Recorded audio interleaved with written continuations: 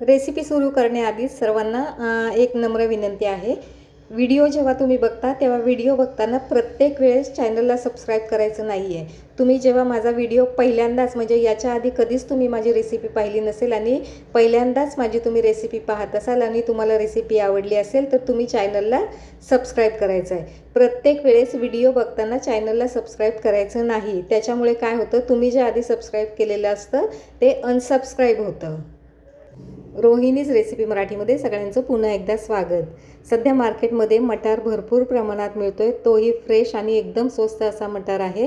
तर मटारच्या सीझनमध्ये एकदा तरी हा पदार्थ करून झालाच पाहिजे, कारण मटारच्या सीझनमध्ये आपण मटारची कचोरी करतो, मटार बटाट्याची भाजी नेहमी करत असतो, पण ही मटारची चटणी तुम्ही एकदा करून बघा, चव विसरणार नाही तिची, इतकी छान चव लागते। तेव्हा बघूयात चटणी कशी करायची ते। तर आता मी पातेल्यामध्ये पाणी घेतले, पाण्याला उकळी आल्यानंतर त्याच्यामध्ये मी 1 वाटी वाटाणा घालते आहे आणि आता हा एक 5 ते 7 मिनटं हा वाटाणा पाण्यामध्ये उकळून घ्यायचा आहे। आता हे उकळेपर्यंत आपण त्याच्यासाठी लागणारा मसाला तयार करूयात। इथे मी 1 वाटी कोथिंबीर घेतली आहे, 3 हिरव्या मिरच्या आणि 10-15 लसणाच्या पाकळ्या घेतलेल्या आहेत। हिरव्या मिरच्या तुम्हाला चटणी जेवढी तिखट हवी त्यानुसारच घ्यायच्यात, परंतु लसूण मात्र भरपूर घालायचं आहे, कारण लसणामुळेच या चटणीची चव छान लागते। तर आता हे पाणी न घालता आपल्याला मिक्सरला फिरवून घ्यायचं आहे आणि जाडसर आपल्याला हे ठेवायचं आहे, त्याची एकदम पेस्ट तयार करायची नाही आहे। हे पहा, हे इतकं जाड असं राहिलं पाहिजे।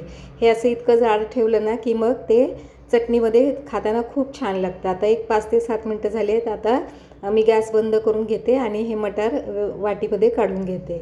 आता या तव्यामध्ये मी चटणी करणार आहे। माझ्या चपात्या करून झाल्यानंतर म्हटलं आता चला लगेच याच तव्यामध्ये आपण चटणी करून घेऊयात, म्हणून मग मी त्याच तव्यामध्ये तेल घातले आणि त्याच्यामध्ये एक मोठा कांदा बारीक चिरून घातलेला आहे। कांदा चांगला गुलाबी रंगावर परतून घ्यायचा आहे, छान कांदा चांगला भाजला गेला पाहिजे। आता याच्यामध्ये आपण मिक्सरमध्ये बारीक केलेला मसाला आहे तो घालायचा आहे। तव्यामध्ये केलेल्या चटणीची चव तुम्ही एकदा खाऊन तर बघा, तुम्हाला नक्कीच आवडेल आणि पुन्हा तुम्ही नेहमी जेव्हा ही चटणी कराल तेव्हा अशी तव्यातच कराल।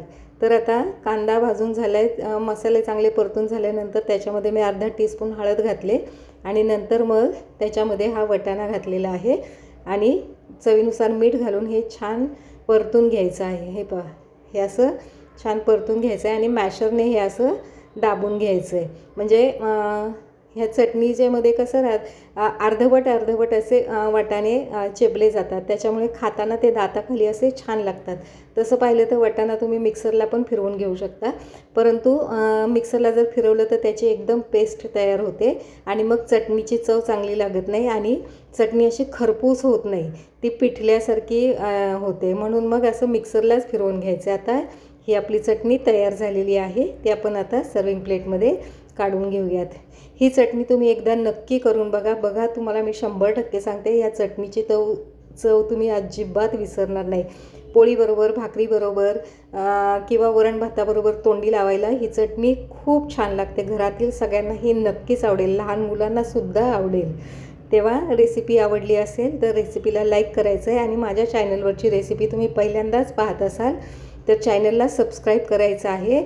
काही लोक प्रत्येक वेळेस रेसिपी बघताना सबस्क्राईब करतात, तर सबस्क्राईब फक्त पहिल्यांदा पाहत असाल तेव्हाच करायचं आहे। तेव्हा पुन्हा भेटूयात अशाच एका छान नवीन रेसिपीसह।